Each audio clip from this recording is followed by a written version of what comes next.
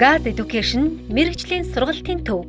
Чих, их бие, очлуур, тэн, дүл баригч, редуктор, шаланг, хомууд, баллоны винтил, баллоны бэхэлгээ, баллон, зөөврийн хийн халаагуур ажилуулах зааварчилгаа.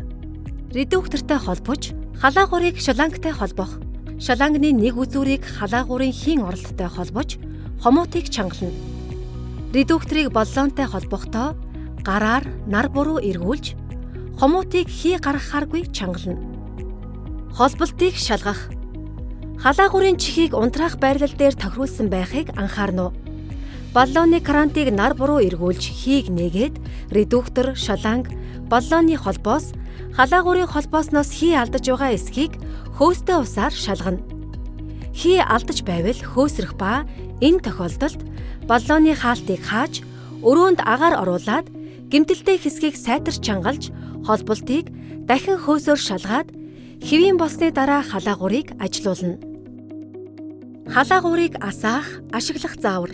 Халаагуурын чихийг зөөлөн дарж, бага төлөвт тохируулаад, дарсан чихтэй хажуудах улаан өнгийн товчлуурыг дарахад халаагуурын халах хэсэг дэх дүл асна.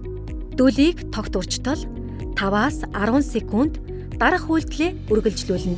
Дулааны хэмийг зааврын дагуу чихээр тохируулна. Халаагуурыг унтраах.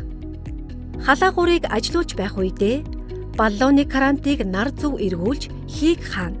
Халаагуурын дүлийг бүрэн унтарч дууссаны дараа чихээр унтраана. Хэрэглэхэд ийм амархан. Одоо та чаддаг боллоо.